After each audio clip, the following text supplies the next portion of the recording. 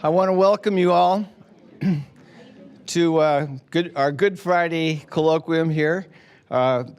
Today's colloquium is sponsored by the Office of Research and Training of the Jack Joseph and Morton Mandel School of Social Work. Today marks our fourth colloquium of this year, to which we have invited some of the most renowned social work researchers in this country. We're especially honored today to have Dr. Trina Shanks from the School of Social Work at the University of Michigan. Dr. Shanks, by all accounts, is one of the true rising stars in our field. And now I'm going to introduce Dr. Mark Joseph, the Leona Beavis and Marguerite Hannon Associate Professor in Community Development, who will introduce Dr. Shanks. Thanks, Jerry. That's Gerald Mahoney, for those who don't know, Associate Dean for Research here at the Mandel School. Good afternoon. It's great to see so many of you out here on a Friday, on a holiday weekend, so thank you for coming out. I guarantee you will be glad that you're here. Truly a pleasure to introduce my friend and my colleague, and thank you to Dr. Shanks for also being here on a long weekend, and we're excited she's here. So as you've seen in her bio, Trina Shanks is the Associate Professor at the School of Social Work. She's also a Faculty Associate at the Institute for Social Research at the University of Michigan, and she's also the Associate Director of the Curtis Research and Training Center.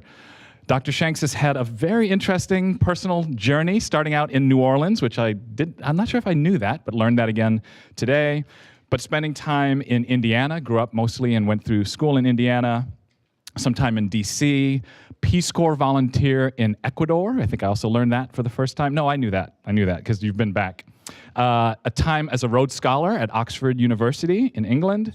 And then a good bit of time in St. Louis, where she did her undergraduate degree, and then her PhD and MSW at WashU. And then Michigan has been graced with her presence, really her entire career as an academic at the University of Michigan.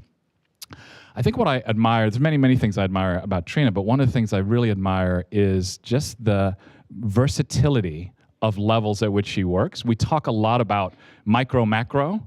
I think I would call you macro-micro, because she identifies as a macro person, but her expertise, her focus is around children, around youth. And so she just blends these levels and has work, as you'll hear, at the child level, youth level, family level, neighborhood level, community level, and city level. So it really has work that spans across, which is impressive and extremely valuable in our field to have someone like Trina.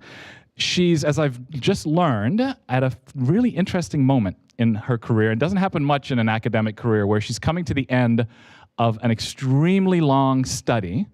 And this is her signature effort. This will be her and her colleagues' legacy effort, one of their legacy efforts, the SEED program, which is around child savings accounts. And to what extent, and I won't steal any more thunder, but to what extent those can be an incentive for different kinds of behavior and aspirations and action. So they've been tracking these kids since they were pre-K. And what's happening now is they're getting out of school. And so the first are going to begin to graduate from high school, and then the next set, and then the study will close out with some follow-up from there. So it's been a long journey, and it'll be interesting to hear more from Dr. Shanks about how she's thinking about next steps from here.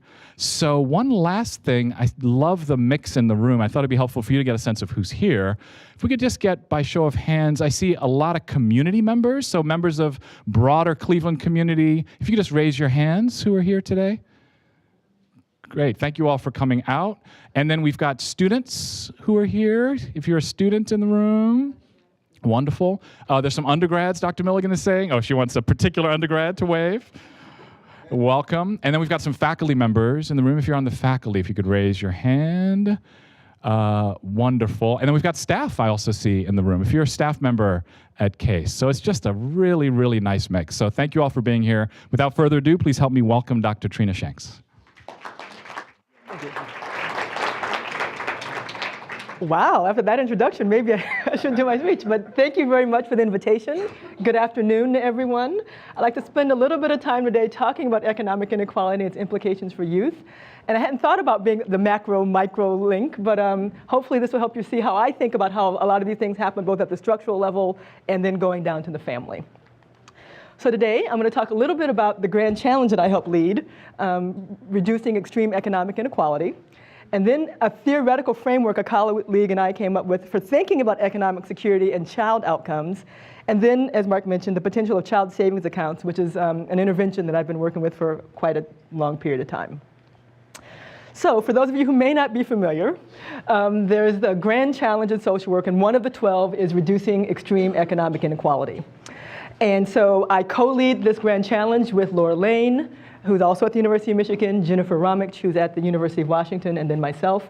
If you're really interested, there's a website you can go to see all of our white papers and policy briefs and some of the ideas we have going forward. But I think it's one of the most important challenges in the US right now because the top 1% owns wealth and income, and that puts disadvantage to those at the bottom who are struggling to even survive day to day. So I'm going to spend a little time talking about this grand challenge and go on to my other work.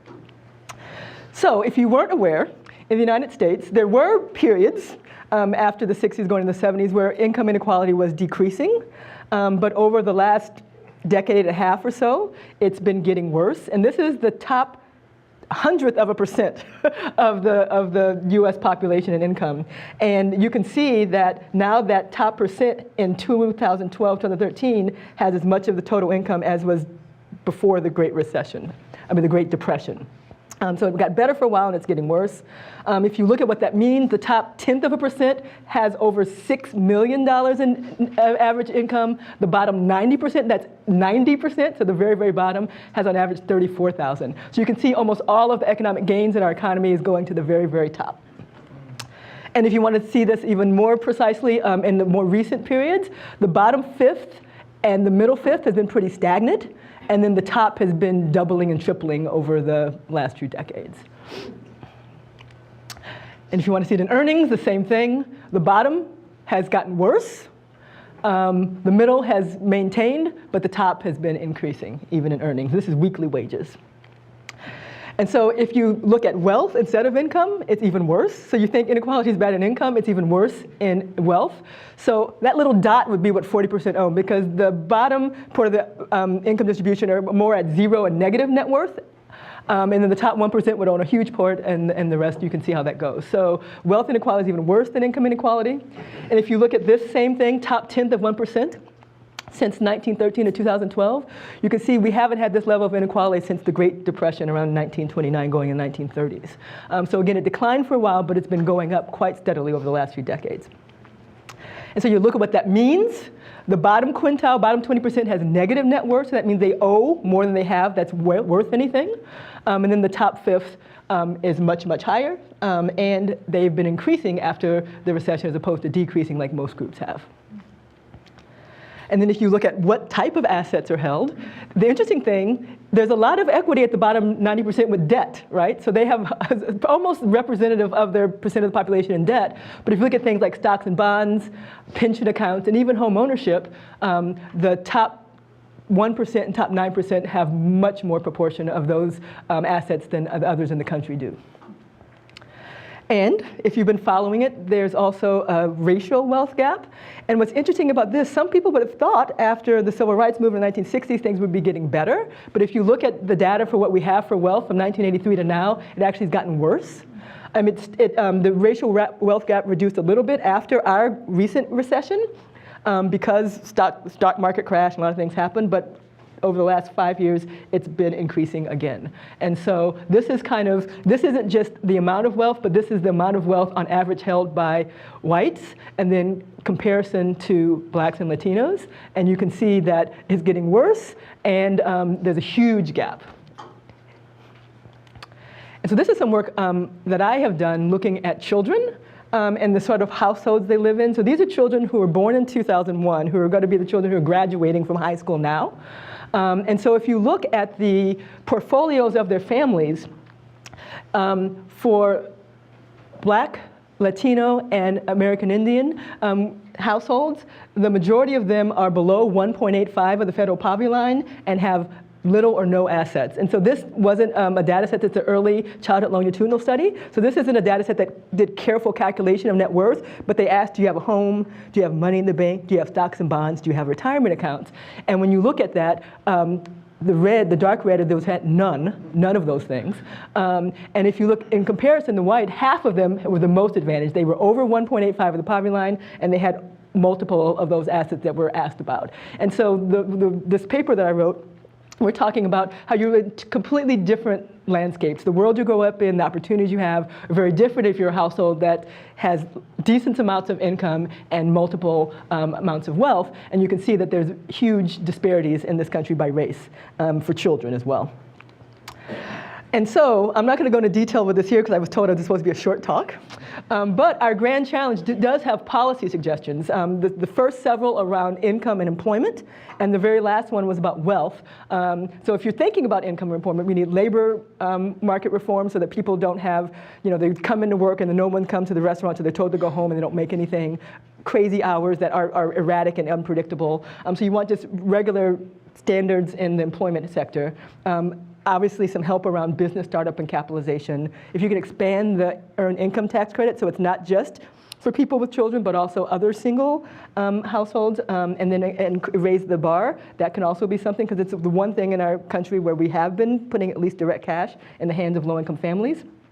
And then have better access to childcare. So those are things we talk about. If you're really interested, you can look at the policy brief. But I'm going to spend time today talking a little bit about wealth building. And one of our suggestions is to create new lifelong policies for inclusive and progressive wealth building. Because as you've seen, not only are the disparities in wealth bigger, but the implications, as you'll see, are greater too. So we're going to spend some time talking about that. Actually, though, before we go there, I'm going to talk a little bit about my theoretical model around child outcomes and how economic security influences child outcomes. And I always start with this question. Of course, you know the answer because you know what I do. But what better predicts long-term outcomes for children? A developmentally appropriate assessment of their ability as a young child, so let's say at 3 years old, or their economic and social advantage? And the answer is their economic and social advantage. But this is some work that was done by Arnold Samaroff, who comes from the University of Michigan. And they actually took IQ tests at 4 years of age. And they followed these young people all through high school. And so what you'll notice, let's see if this little pointer works. OK, these squares are those that are low risk and low IQ. This triangle is low risk and high IQ. At the top, you have high IQ and low risk, low risk and high IQ and high risk and high risk and high IQ and low risk. And what you'll notice is that by the time you get down here, even the young people who had high IQ at 4 are doing worse than the people who had low IQ at 4 if they are from a more advantaged social status than they were. And the way they measured socioeconomic advantage, they used income, they used employment, they used a few, the mental health of the mother. So there's several things they looked at, but those low risk people who actually did very poorly in the low 50% when they were 4 are still doing better than the high 50% for those in the high risk environments. And you can see how that, so those who were in the high risk environment just declined over time. And the ones that were in the low risk environment declined a little bit, but they stayed much more above those at the bottom. Another way to think about this is if you took a test at 8th grade. And so you take this test at 8th grade, and again, the high income students who scored at the bottom of the test are more likely to go on and go to college than the highest scoring people in the low income group. And so again, even if you can see that there is a gradation, so obviously if you do better on the test, you're more likely to go to college, but income is a much better predictor than even your ability in 8th grade. And this is just another way of looking at it. If you look at relative mobility, it's really sticky at the ends. So 42% of parents who are born to those in the bottom fifth of the income distribution remain in the bottom fifth, and 39 born to parents at the top remain at the top. So if you're born in the top 1% or the bottom 1%, you're much more likely to stay there. And in the middle, there's a little more up and down, but it just shows that it's very hard to overcome social and economic advantage in this country, at least. So this is a model that myself and a colleague came up with, looking at what aspects of social and economic advantage actually influences children. And so there's financial security, which I spend a lot of time thinking about. There's things that are going on in the family, so at the household level. Things are going on at the neighborhood level. And then, of course, school systems. And so this is the basic model, and you'll see how I've done it over time, because I tried to put it in a toxic stress framework. But if you look at financials, you have education, income, and assets. And usually people look at one or the other, but they usually come together. In the US, they're highly influenced by race. and family configuration, so a two-parent household versus a single-parent household. And so the amount of finances you have kind of influences what happens at the household level, particularly the level of stress that families feel and the level of material hardship that they feel. Parental involvement and parental behavior aren't as directly linked to financial, but these two are a direct link. And then the kind of economics you have influence the kind of neighborhood you live in and the kind of resources that are available to the child in the neighborhood. And all of these help influence the level of stress that the child feels at the individual level, and that influences health, social emotional development, and cognitive development. So this is the general model. In low stress, low toxic stress households, they usually have higher income, assets, and education, so they don't have much material hardship. They're neighborhoods that are positive and helping. And if there is any stress that the child feels, because maybe their parents have mental illness or have other things, they usually have protective relationships. This blue is protective relationships, so someone at school or another family member who kind of helps them deal with those stresses. So this is kind of an tolerable stress household where sometimes bad things happen, sometimes there might be something that happens in their family or in their neighborhood, in their school, but they have a lot of supports to help them get through it, including the resources the family has and the economic side. But in contrast, toxic stress households are typically lower income, lower education, lower assets. That means they have much more material hardship, much higher levels of parental stress. Their neighborhoods aren't as strong, so there might be environmental toxins, broken systems, schools that aren't working very well. And so all of that stress that's put on the child isn't mediated by positive relationships, and so they tend to have poor health and social emotional development and cognitive development outcomes. And so, of course, if you're thinking about what you can do to help children who can find in this, if you work at that child level, you might do something like having some sort of intervention to help the child deal with stress, right? So you have some sort of ACE intervention or trauma-informed care at the individual child level. If you're working with the families, you might try to help them get a better job or do more in the workforce or deal with the mental health or substance abuse issues. So you might try to do things at the household level. If you work at the community level, you can try to do community organizing, you can try to have after-school programs, you can try to do things that will help the child in that way. And obviously, if you want to go back to their level of financial security, you might think about some of the things I do around helping families build wealth, helping families increase their income, helping families do better at the economic. But all of these things together, if they're all going in a negative direction, really are difficult for the child. But if you can start to intervene with the child, with the family, with their economics, or with the neighborhood, you might be able to provide at least some of those protective relationships that might help children through this. So this is kind of the model that myself and Christine Robinson came up with, just trying to explain why is it so important that financial resources and community resources are available. And if you have this toxic stress, what are the likely outcomes for children?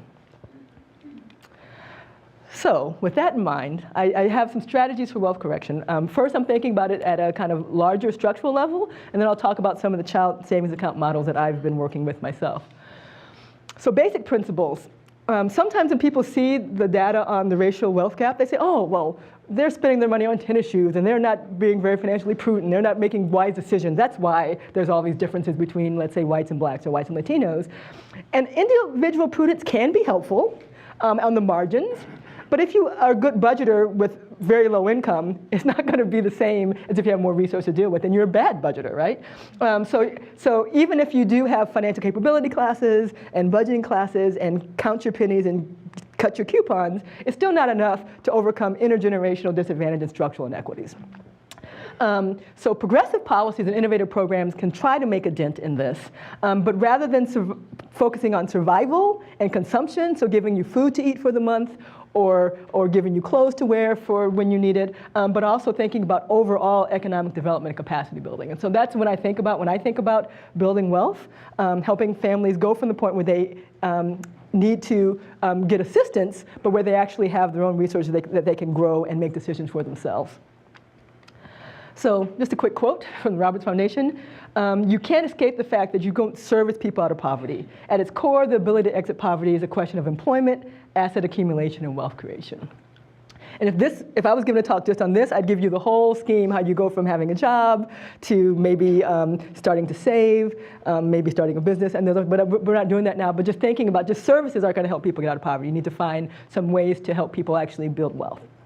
So there's a lot of different ways you can think about this. You can think about what can we do to help low-income families build wealth, middle-income families build wealth, help upper-income families to sustain and build their wealth? You can think about different ways that the infrastructure can help do that, whether it's faith-based institutions, civic organizations, sororities, fraternities, neighborhood associations. There's a lot of different levels. And so this is a model that myself and another colleague, Stephanie, came up with.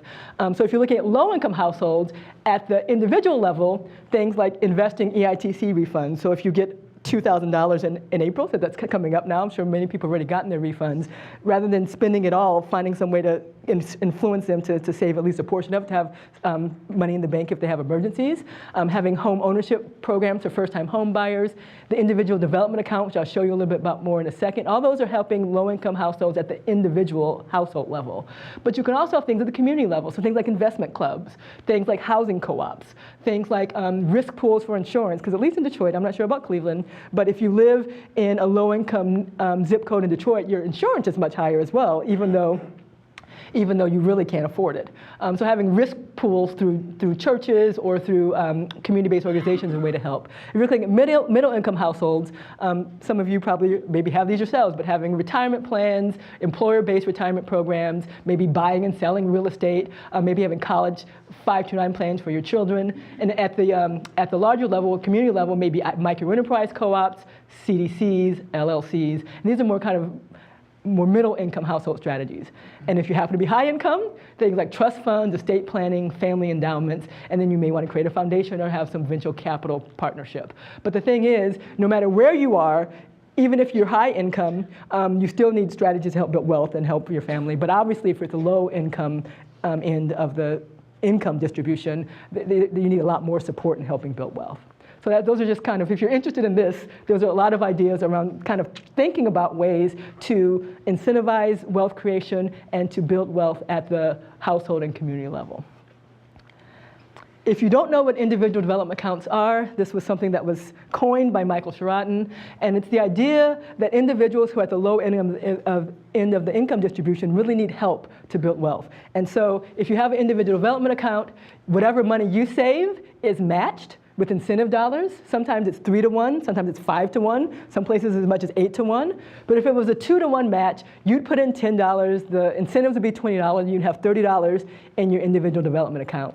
Usually, these were for people who were below twice the poverty line, but they had to be for asset building uses. So to buy a home, to get an education, or to start a small business. Some places allowed you to put it into a retirement account. But this is an idea that was for a while really thriving at the household level, but I always thought, why wait till someone is making twice the poverty line or below? Why can't you start with their children to help them have those opportunities to have mobility sooner? So I've spent a lot of time thinking about child development accounts, which are also known as child savings accounts, as an intervention approach. And so these are special, dedicated accounts that typically, ideally, would be for lifelong developmental purposes. The way they've existed in the US has mostly been for college, but you can easily see having little tweaks to make it for home ownership or business ownership, just like IDAs. But it includes features to help particularly low-income families to save and to accumulate assets. The original vision, you open early, ideally at birth. If not, in preschool, like Head Start programs. They should be universal, so they should be everybody, and progressive, so those who are at the low end of the income distribution gets more incentives, more matches, more support. And so the basic proposition is that context matters for how children imagine what's possible for them for the future. If no one in their community is working very much or has gone to college, it's hard for them to imagine that for themselves. But if you have a savings account dedicated, let's say, for college for children, it helps them experience that what seems like a very long-term future thing is close, something that they can do, something they can handle, something that they can act now to prepare for that future. Daphne Oyserman has spent a lot of time talking about identity-based motivation, and so this is kind of her piece, that if you can get the future to feel near, if you can get people to think that people like you are doing this too, it's much more likely that you're going to make a little effort to, let's say, do well in school or be engaged in school or to plan for college. So these accounts are a way to kind of bring a practical intervention to kind of bring that thinking to children and families early. But the goal is to set up a savings account and all the relevant activities around, if need be, if it doesn't exist in the school and neighborhood, to help young low-income children see themselves as college-bound, and that they actually need to save and engage in school because they have a positive future waiting for them. So that's a basic proposition. Some research that was done by Willie Elliott shows that even small amounts can make a difference because, for example, in the seed demonstration that I've been a part of, on average, there's about $1,400 these accounts in the first 4 years. And some people say, $1,400, that's nothing. You can't even buy a credit, maybe or at least not much of a credit for that amount of money. But what Willie Elliott showed from his research is that even as little as $500, particularly for low-income families, make a big difference. So here, for high school students with no college account, 7% of them graduated from college and 45% of them even enrolled. In contrast, high school students who had college savings were 33% likely to graduate and 72% likely to enroll. So they're 3 times more likely to enroll and 4 times more likely to graduate, even with as little as $500 in an account that's in the child's name. So it might not be enough to pay for college, but it's enough to get them on the road to be successful in college. And so where do these exist in the United States? So as part of the seed demonstration, Saving for Education, Entrepreneurship, and Down Payment, which was a huge demonstration that was foundation funded that went from 2004 to 2008.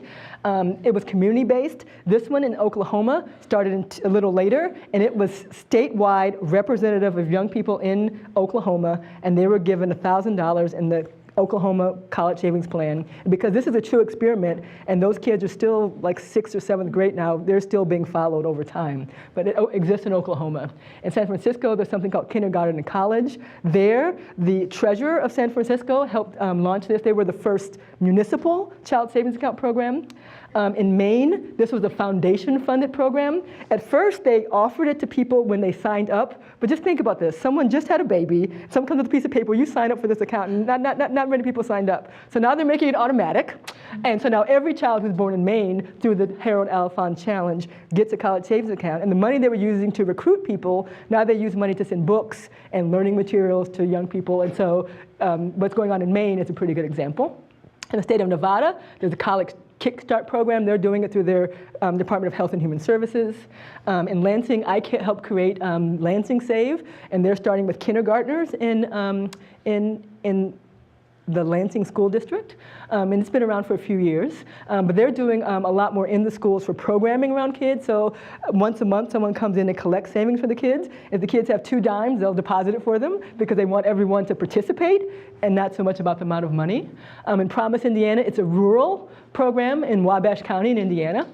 And there's many others that have been emerging over the last few years. So even though we don't have a federal program for child savings accounts, at the state, local, and county level, there's a lot of promising practices. And I'll say this one really quickly. Even though I've been mostly engaged with interventions around child development accounts, in Detroit, I've been really involved with summer youth employment. One, because it's one's first job actually helps influence your attitude toward work and plans for the future. The new WIOA Act that was passed to replace WIA, the Workforce Investment Act, and now the Workforce Innovation Opportunity Act, actually provides resources for the state and local level to offer employment and training to young people. So there are federal dollars to do these programmings. And of course, what I'm interested in, it's a platform you can build money, management skills, and financial capability when people are young. So it may not be a full-fledged child savings account program, but you can work with the young people when they're working in the summer, help them open bank accounts, help them set savings goals, and if there's funding, even match those savings when they do. So I think summer youth employment programs are a nice platform to build some of these ideas, even if there isn't a full-flung child development account program at the local level. So I'll take a little bit of time talking about some of the projects I've been working on. My Seed, which is, again, the Saving Education, Entrepreneurship, and Down Payment demonstration, but it's the one in Michigan. It was a quasi-experimental study. We offered Head Start families in the Pontiac, Michigan area these Michigan 529 college education plans. They were seeded with $800. If they're below a certain income, they got a $200 match from the state. So almost all of them started with $1,000. We matched whatever the family saved 1-to-1 up to $1,200. And there was programming when the children were a Head Start around thinking about planning for the future, financial capability, helping parents get the resources they needed. But those children who were in Head Start in 2004 and 2005 are going to be graduating in 2019 to 2020. And so myself and my team actually did follow-up on these Head Start kids who got these accounts. And what we did was we interviewed the parents, but we also interviewed the children. And the one thing I can say concretely for now, because we're getting data from the state to actually see who graduates from high school and goes on to college, but when the parent and the child talked about these accounts together, the parent and the children had much more concrete plans for education. So we talked to one 9th grader, and she said, I'm going to use my money to go to a community college for 2 years, and then I'm going to get a scholarship. I'm going to go to a 4-year college because I want to save money. I want this money to go far. They've been thinking about that. Even, and they're low income, they don't have a lot of money in these accounts, but they're thinking strategically about how they're going to use it. And so that's just one snap of what we're finding, but like I said, once we get data from the state, we'll actually be able to track who graduates from high school, who goes on to college, and who graduates from college, and hopefully we can start to demonstrate in a real quasi-experimental design some of the things that Willie Elliott found from secondary data analysis. That's what I've been doing with my seed. In Michigan and Southwest Detroit, there's a program called Alternatives for Girls. They do a lot of programming for women and girls. They take prostitutes off the street. They do after-school programming. They have a program for parenting moms. But in 2015, they launched an asset building program, and I helped them do that. And so they started out with 35 middle school girls. They're adding more, so they're probably getting close to 50, 60 now. And they opened a Michigan Education Savings Plan 529 accounts in the girl's name, and 81% of the families have contributed to these accounts. This is really good. Even in my seed, probably only about 40% of families saved, but because they have a personal relationship with the kids, personal relationship with the parents, they kind of encourage them to at least save $5 a month. 81% of the girls have been contributing, and the families are engaged. And so we'll see if these middle school girls continue to stay in the program and go on and graduate from high school and go on to college. As I mentioned, I've been helping with the Detroit Summer Youth Employment Program. I helped lead the Data and Evaluation Subcommittee. We've done exit surveys, and the mayor has been a major champion, and the numbers have been growing from 3,000 to 5,000 to 8,000, hopefully eventually 11,000. But what's nice is individual work sites have been experimenting with these child savings account models. So one program that did what's called America Saves through the Consumer Federation of America, they said if you come in the Summer Youth Employment Program, we're going to automatically enroll in your account, we're going to give you a direct deposit, and then if you meet your savings goal, we'll match your goals. And so compared to the rest of the city, which about 50% of young people had savings accounts, 95% of these kids had savings accounts. When compared to the rest of the city, when about 30% of them thought that they can actually save, when you talk to this group, it was much more. So it just shows that if you can have that through a whole summer youth employment program, that'd be better, even though you have to get some funding to do the matches. But it just shows that even within a limited time frame, a 6-week program, you can have differences if you start to bring these sort of things in. I mentioned Lansing Save already. They've launched 2014, 2015. Now all kindergarten children, they're doing a lot of things in the classroom. What sort of things can you do in the classroom to engage parents and children around these accounts? And I've been doing some capacity building work in economic development in Detroit. I was part of Skillman's Good Neighborhoods Initiative, so for 10 years we worked with 6 neighborhoods intensively. We helped them create governance councils, we helped them do bylaws, we helped them do grant writing, we helped them create youth councils, and now we're doing capacity building and training in those 6 communities and really the whole city. So I think I will stop there and see if you have any questions or comments for me. Wonderful. Let's have a hand. I'm sure, like you, for me, I want to just lock Trina down in a room. There's so many points of connection that we could ask you more about that could help work that we're doing right now. So let's hear from others. Who has questions? I can do the, I don't mind taking the, who has a question? Great. And if you don't mind introducing yourself, that'd be wonderful. Sure. My name is Tracy, and I am an MSAS alum, and I work for Columbus City Schools.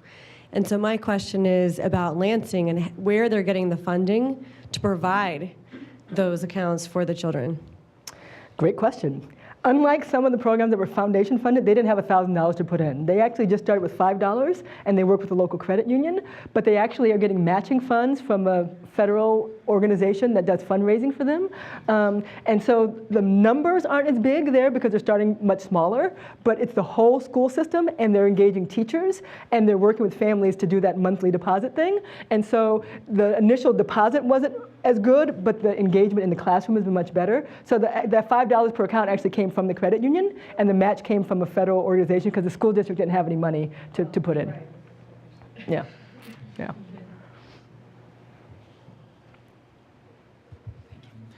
My name is Kevin Cronin. I'm a guardian. I'm an attorney, guardian ad litem in juvenile court. So a lot of these figures are painful to hear, but also painful to live with, working with families.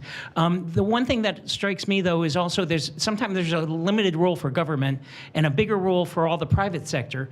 And I wonder if you view that as true, and how do you kind of rally all the private sector to do some of the things that you need to do? Because so much of this is really about getting training and jobs for people.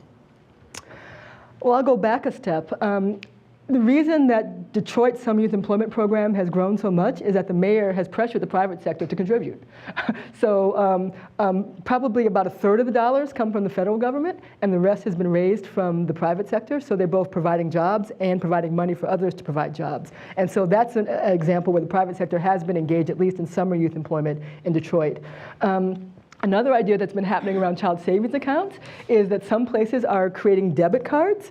And so if you whatever you typically buy, you typically spend in the regular marketplace, a proportion of that, and those agreements are made with grocery stores and with other private funders to say, we'll take 1% of what would be our profit, and we'll put it back in these child savings accounts that are being created. So that's another potential role for the private sector.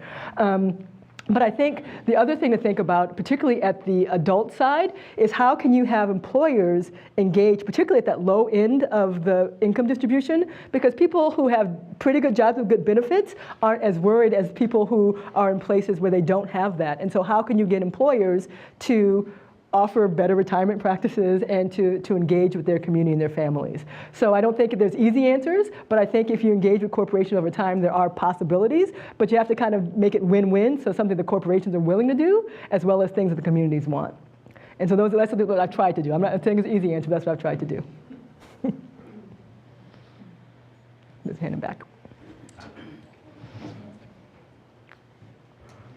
Kayla Geschke, I work at Neighborhood Connections, the local community building nonprofit.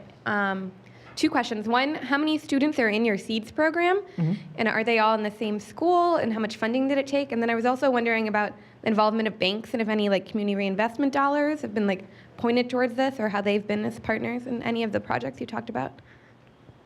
Okay.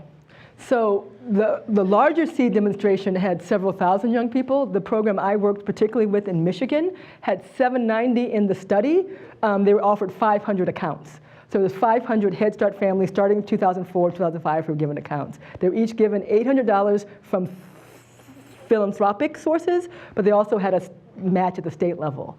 So that's where those monies came from. And then some money also went to pay staff who worked at the Head Start centers, who did outreach to the families and did this programming. But without the philanthropic dollars, it would have been a lot harder to put that big amount. But even in San Francisco, they're starting with $50 that comes from the city treasurers. In St. Louis, actually, because of what happened in Ferguson, the treasurer in St. Louis is actually using money from meters, parking meters, to put in these accounts. So there's a lot of possibilities, but the money from my program came from foundations. And your other second question? Oh, banks. Banks are usually partners in this, but they don't usually do a good job of running them. Oftentimes they offer no-fee accounts for these kind of things, which is to them a loss. Sometimes they do use some community reinvestment dollars, but they prefer to do things like financial education and home ownership type stuff. They don't like to seed money. So they're partners, but they do what they're good at. They're not always good at running or doing the initial deposits all the time. Yeah. Is that why you're Hi, credit union paying for? I'm sorry. Okay, well, I'll answer this quick. We actually started out working with banks in Lansing, but the more we talk with them and the more they realize what they had to do, and I think their national partners kind of step back and say, we're not going to do this anymore. So rather than stopping the program completely, we stopped working with the bank and we started working with the Michigan State Credit Union. Johnson, State Board of Education.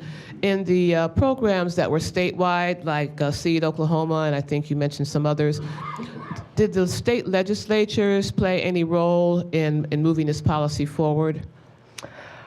Okay, that's a good question. So I'll go back a step. So there are several states that have passed things. So Connecticut has passed it at the state legislature level. Maine, it was a foundation. So they have state support, but it wasn't a state mandate. In Nevada, it was through the Health and Human Services program, but it was a local. It wasn't necessarily at the state level. There's some East Coast states that are doing a regional model and do have state buy-in. So I think it depends. I think there's been cities and states that have passed and supported these things, but it's not across the board. There's a few states, a few cities, and a few counties, right now at least.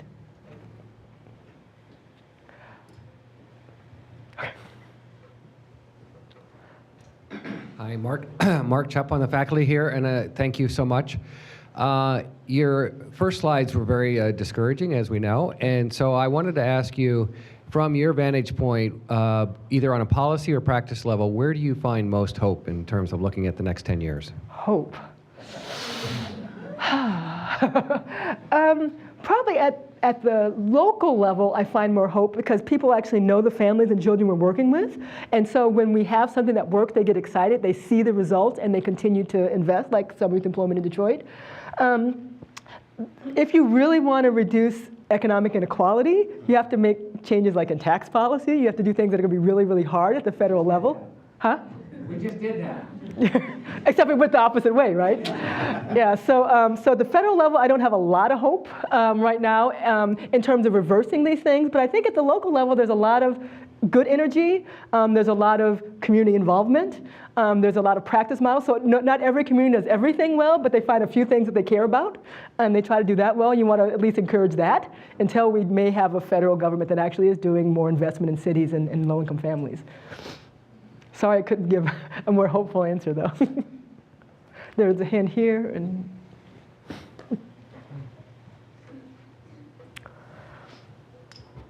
hello, my name is Dorcas Johnson. I come to you today from Weatherhead as a dual fellow in youth development and resiliency theory. We are those protective relationships that you spoke about. yeah. In any of the projects, are they matching families and or the youth with someone like us so that if they don't have someone that's in that capacity that they can access it, or a list of places where they could find someone like us locally that could help them? That's a great idea. I mean, the policies that happen at the state level probably don't have those relationships. I mean, the programs I know that did that pretty well were the ones that work with foster care youth. So for example, in San Francisco and in Denver, Colorado, they actually work with foster care youth, and they did partner them, not one-on-one, but with adult mentors and with local programming. But they realized that foster care kids had really specific needs. And in Head Start, because it was part of a community action agency, they had a lot of services within the agency that the families and children can do. But I mean, it's a great idea. So for children that don't have resources, they have these accounts, but they need more supports along the way. Can you be intentional about doing that? I think that decision has to be made at the local level, but I think it's a great idea. Yeah, I mean, but Alternatives for Girls is one of those organizations that is doing it for their girls, but not citywide. Yeah. Gerald Mahoney from MSAS. Yeah. I'm wondering, have you looked at how parents buying into the child development accounts, how that affects family wealth in general? That's a good question. I don't think we've studied it per se, but we have done interviews with parents, and they've said that because this account has kind of motivated me to think about differently, what we do is we have conversations. So this is how much money we have each month. What can we maybe give up a little bit to put in these accounts? Or some families sold puppies. I mean, they did all sorts of very innovative things because they were thinking, in this case, around the accounts about their children's future, but sometimes it helped them kind of get a better handle on some of their finances to also save for other things. One thing that came up when we talked to parents is, I want to save these accounts, but I don't want to save for my retirement. I'm trying to buy a home. I'm trying to do these other things. And so sometimes thinking about this early for their child also helped them get some of the strategies or talk to people who can help them think about some other wealth building strategies. I want to jump in Okay. and call on your micro side for a Okay. moment and just get what are you learning about what's going on in terms of mental maps and mindsets for people in experiencing this? And how much is that one of the ingredients of the change you're seeing? Because you had the quote, you can't service people out of poverty. Mm-hmm. And you talked about part of the rationale for that is you need a job, you need to be saving, but I think another part of the rationale is how people think about themselves and a kind of dependency versus agency and effect over your life. So I'm wondering, to what extent, could you talk a little bit about what you're learning on the mental side? Well, this is more from the IDA side. I did interviews with people who had the individual development accounts as adults. And one of the things they talk about is, I think about myself differently because I was successfully able to save and put a down payment on a house, let's say. I used to be one of those people who people looked down on and didn't think they could do anything, but now, I have a bank account. People look at me with respect now. Even if it's just in their mind, they may be looked at exactly the same, but they see themselves as having accomplished something and making plans for themselves and their families.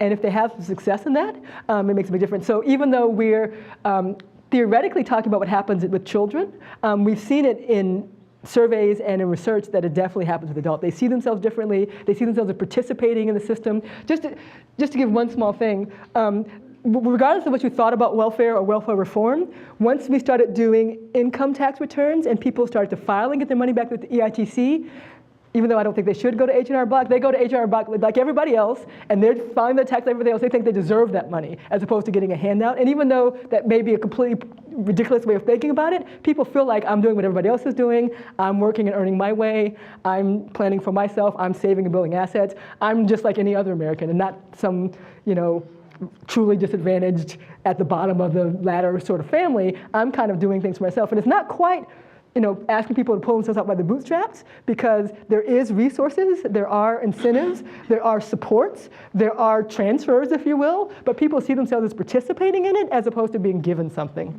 And so I think that helps.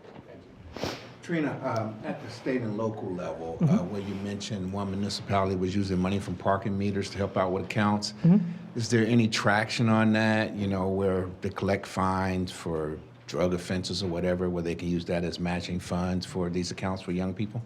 And Dean, do you mind introducing yourself to our community? Oh, I am Martell Teasley, Dean of the University of Utah College of Social Work, and glad to be here with you all. Well, one thing I think is important that's happening with these accounts is once they get started and families and school districts or cities or whatever level are getting excited about it, they start thinking about what can we do to raise money? What can we do to invest in these things? So like I said, in St. Louis, they decided to do parking meters, but different cities are doing different things. So I think it kind of raises people's imagination. So it's kind of like, you know what? These are our kids now. I mean, we've made an investment for whatever reason in these kids, and so we don't want to just give up on it. So what else can we do? And so what can we add in tutoring if we need tutoring? What can we add in, college, counseling, so that you can do that? How can we link to our college access networks? And so things like those conversations are happening. It's not always more and more money, but it's more and more collaborations and connecting to other things that exist in the state, in the city.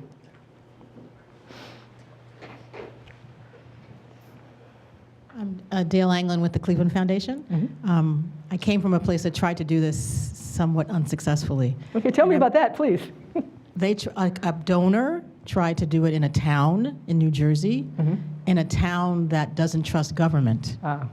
And so when they tried to do it as an opt-in or an opt-out, people were like, "We don't want this. You're on my civil rights or whatever," even though they were trying to help. So it was interesting just how people see the work. But my question is, this seems like a natural thing to do in a lot of places if you can figure out the financing, different per locale. What's the conversation that has to happen, particularly with some of the government officials, to get them to get over this hump and say, wow, we could try to figure this out? Because some people, there's so many things they're dealing with, right? What's the conversation that has to happen to get them to think about this? And be an advocate in some way, right? Be a support. Well, there's usually two arms to discussion about this. So one is helping build financial capability in households and families, and two is these quotes about 3 times more likely to enroll in college and 5 times more likely to complete college. So it's seen as a kind of a mobility and a college access sort of approach. The other thing that happens sometimes when it's successful is that people say, we don't want to give things to these families, these parents, because they make bad choices for whatever reason. But they kind of say, well, see ourselves investing in these children. And so that's kind of the way it usually happens, that we decide as a city, as a state, that we want to invest in our children. Oftentimes they've had some bad news, either test scores going down or for example, with these 529 college savings accounts, it was supposed to be a way through the tax code for everybody to save for college. But the only people who are saving for college are those who are in the top 10%. Very, very, very, very few, if any, like 1 or 2% low-income families are saving. So if nothing else, you're changing that dynamic. And for example, all our Head Start families are low income. And 40% of them were saving. And all of them had a 529 college savings account. Same thing in Oklahoma. Every child who's in the program, at least, has the Oklahoma 529 college savings plan. That did not happen before. So it's a way of equalizing assets, if you will, but also with the idea that it's going to lead to better educational outcomes. That's usually how people talk about it. Do you want to follow up now? I had a design question for you. Okay. You talked about these 3 pillars: early, universal, and progressive. Mm-hmm. And I'm wondering about the universal one, because the downside is you're giving money to folks who don't necessarily need it as much as others. Mm-hmm. And I'm just wondering how you feel about that particular element. Is that just a political move, or is that a way to get people all in who wouldn't get in themselves? What? Well, it's usually a way to get people on in, because if you're using birth records or school records, you have the whole universe, right? You have every child that's born or every child that's enrolled in school. But the reason that that's not so bad is it's progressive. So in Lansing, the council started with $5. So the wealthy people put their own money in, but the low-income families would get the incentives and the matches and the progressivity, so they can have their little bit of savings grow more. So I don't mind universal if the initial deposit isn't very much, but you have ways to really target low-income and vulnerable families. That's the way I would think about it. Now, if you gave everybody $50,000, I'd say something differently. But if it's $5, $50, rather than debating about who's in and who's out, everybody's in. You could do programming in schools. You can give materials at hospitals. You can send things through the mail. It's universal and easy. But then the progressivity comes that you give the people who don't have resources, either matches or if they have 95% attendance, they get extra money put in their accounts, but wealthier and higher income families don't. That's how I think about it. I think universal, you want everybody in the system. The way the IRS commissioner who's been part of some of these conversations said, you get the plumbing in, so everybody has an account, everybody plays, but then the resources go differentially. Yeah.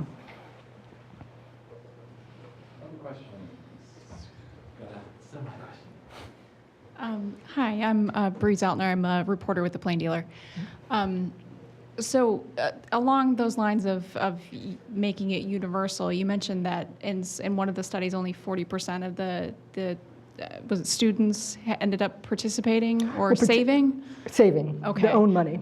So how do you improve that percentage, right? Or in the other study where it was 80%. What's influencing whether or not the students or the families are actually saving? I'm going to answer your question 2 ways. First, this is a huge issue we had with funders at first. Like, we're giving all this money, we're starting these accounts, and only 20, 30% of families are saving. But they're low-income families, and at least initially, the kids were preschool.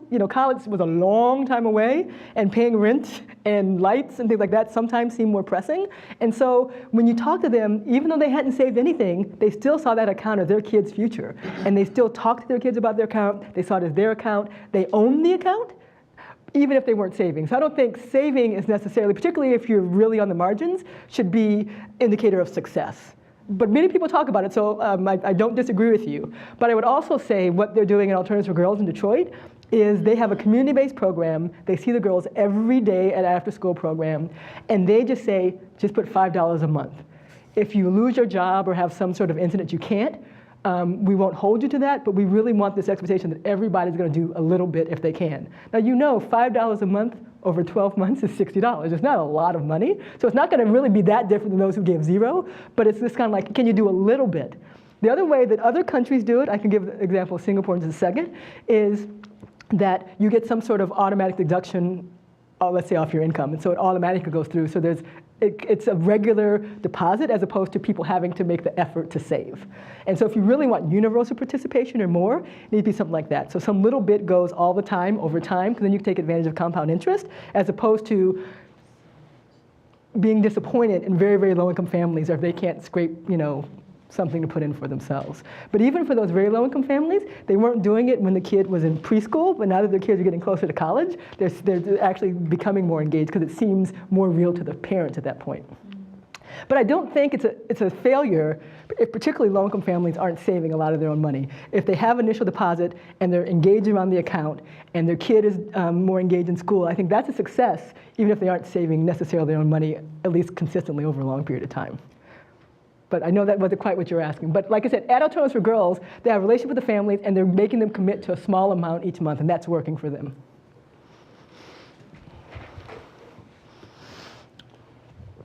Hi, this is Young Min. I'm research faculty here. It's very interesting idea, but it looks like the success of the program is really based on that integrity of the family.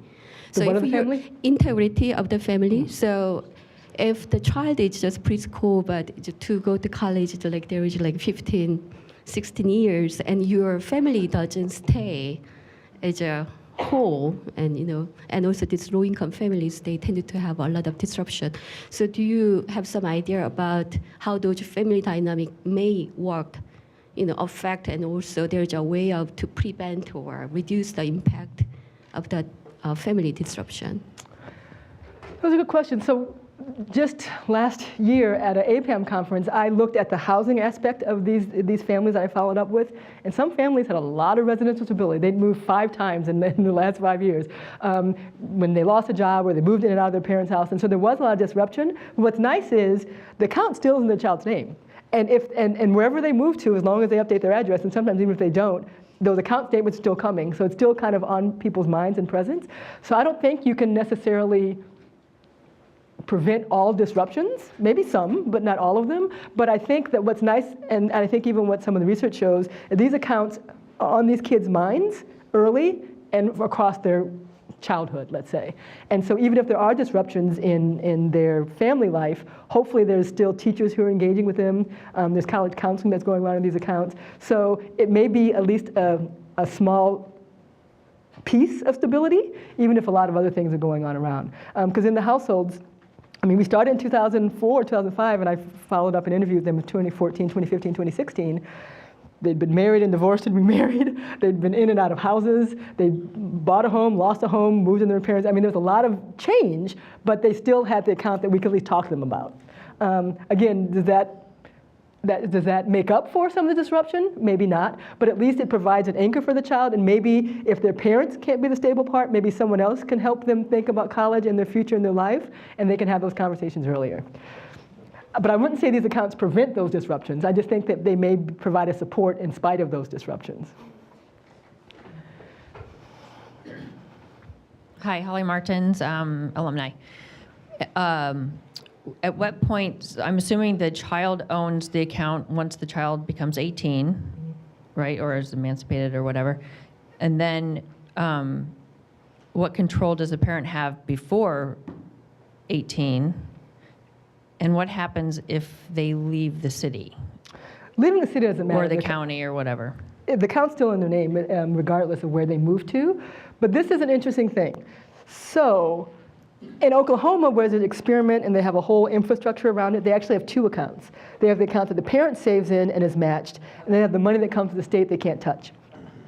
In Michigan, the $200 match that came from the state, they can't touch it. They could have taken out any money they put in, and even some of the initial deposit, even though very few did, even in a recession. It was amazing. These very low-income families did not touch that money because it's for their kids' college education.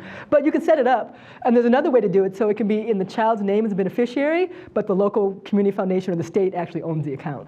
And so if that's the case, you have to go through whatever steps you have to go through. But even if it wasn't that, the nice thing about college savings accounts is there's built-in penalties and there's a built-in structure that it has to be for college. But because there have been fears about this, it's usually in the state's name or in the nonprofit's name in terms of that directs the account, but the child is the beneficiary.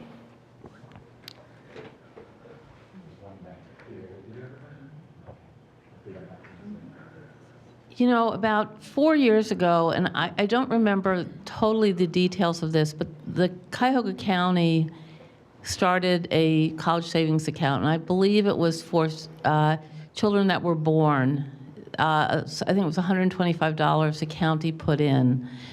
And that's about all they did. I mean, they opened the accounts, they did some publicity about it, but I don't think they did much work with the families themselves. And it was universal, it was not progressive in the sense you're talking about.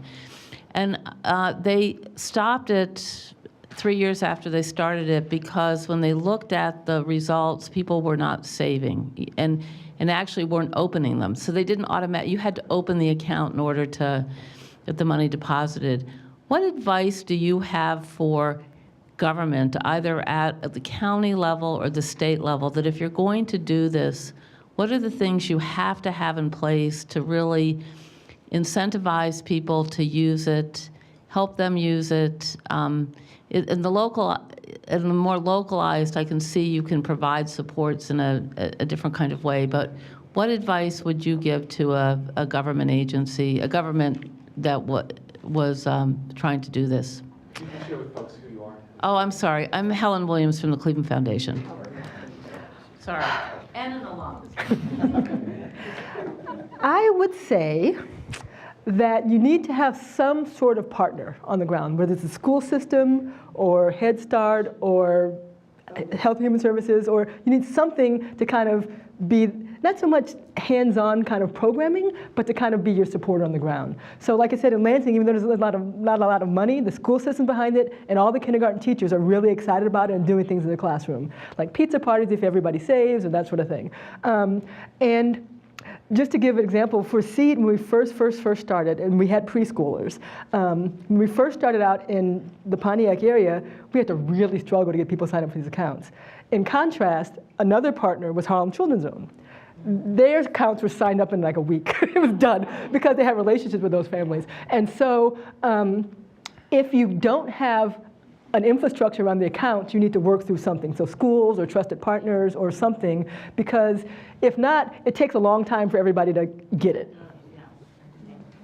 So along the lines of that line, what would be the role of the sort of the collective level, the modeling of faith-based organizations or neighborhood resident associations or civic organizations or sororities and fraternities? Would they also serve that purpose of helping to incentivize or to change the mindset in terms of savings? Sharon, please introduce yourself as well. Oh, I'm Sharon Milligan. I'm the Associate Dean here at the Mandel School. Well, two things. For that model we had was kind of a community level wealth building, and so where can you start is where that was, but I still think it's a good point. So for example, if churches can be made to think, all the young people in my congregation are getting these accounts. What can we do to support the children and families so that we're engaged and excited about this? If you have a community-based organization that has programming, all these kids, particularly with Universal, we all have accounts. What can we do to engage with them about that, to understand, go on college tours, to help with homework so they are engaged about this? So if you're an organization that works and interacts with children, ideally, you can also be engaged in supporting the families to think about these accounts, maybe even saving the accounts, but at least engaging around education and planning for the future. And like I said, what happens oftentimes is the families that, without any intervention, the families that are advantaged get it. And they start saving, and they start preparing, and they run with it. But you need a little, sometimes, assistance for families who don't have bank accounts, who don't understand the stock market, who don't know investment choices. They need a little bit of support. To give an example, when we were enrolling in these Head Start stations, we had these kind of orientation sessions. One session, we had someone who was from the neighborhood who said, no matter what, sign up. It's good for you, it's good for your kids. You ought to do it, this is what it means, I'll help you understand the details. Another time you had someone come in who was still from TIA-CREF, but talked about the risks and how difficult it is and how things go up and down the stock market, and not as many people signed up. Right? And so and it's a small thing, but it means someone who engaged with them and said, this is important, I'll help you through it. Don't worry about the nuances at this point, just sign up and let's get engaged in this. And so I think that kind of makes a difference. So that's where the local partner comes in, kind of explaining things, making it seem like this is really for you. This isn't some weird government thing that's taking, try to control your life, but it's just an opportunity, and so why don't you take advantage of it? And that's what local partners, I think, can help do. Gerald Mahoney. I'm just wondering, as parents start to participate in this account, in these child development accounts, does that kind of change their attitudes about their children's education and the reality of going to college? Or have you looked at attitudes of parents? I'll say this two different ways. All the parents, except for maybe a very, very small, and most of them we probably couldn't find because they were very disruptive, but they want better for their children, right? They want them to go to college. They're saying all these things about them, but they don't know how. They don't know the steps. So sometimes we would ask, particularly the control group, would you want your child to go to college? Yes, we're going to college. How do you get it? Well, maybe they'll get a scholarship. Maybe. Or hopefully something will happen, but I don't know how it really works. So what's happening is accounts provide you an avenue to actually talk about what does it really mean? What kind of grades do you need to get in school to be able to be eligible for college? When do you need to take the SAT? What type of college you want to go to and why? And so it helps put the money in, but it also provides a vehicle to have those kind of conversations. And obviously for parents who've gone to college, who've done some of that before, it's an easier conversation. But because the parents who haven't gone to college and who are excited about this account, they ask questions because they really want better for their kids. And they know that if they don't go to college, they're gonna be like me. They're gonna be in this dead-end job that doesn't go anywhere. I want to get all the information and support I can so my kid can do better. And so I think all parents want it, and they say they want to go to college, but they don't have any really realistic idea of what it takes to get there. And this account kind of helps bridge that conversation, I think.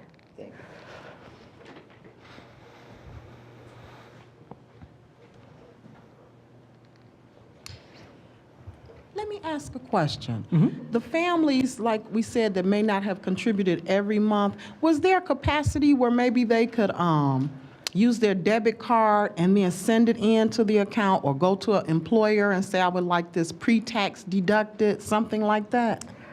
Those are very good questions. One problem with 529 accounts, particularly in Michigan, is you can't just go to a bank and make a deposit. You have to send it to the state in a check or a money order, and it has to be in a pretty large amount, I think in increments of $25, which is why I would recommend in some of these local programs have a partner with the bank where you can start. So if you want to put 10 cents in, you want to put $1 in, it may take you a little longer to get to the $25 you need to make the initial deposit, but at least you're engaging. Because the 529 plan was really made with probably middle and upper income families in mind, they're for people who aren't banked, for people who don't understand investments, for people who can't put $25 chunks at a time, it's a lot harder.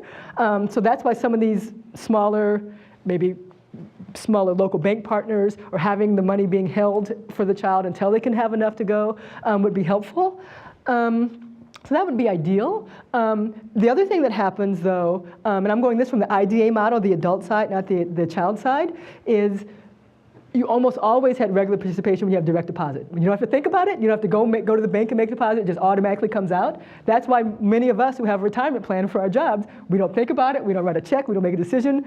3% or 5%, whatever it goes every month. So this is kind of Michael Sheraton's idea is you need to institutionalize things. So you don't have to think about it. It doesn't have to be people who are really good budgeters or not.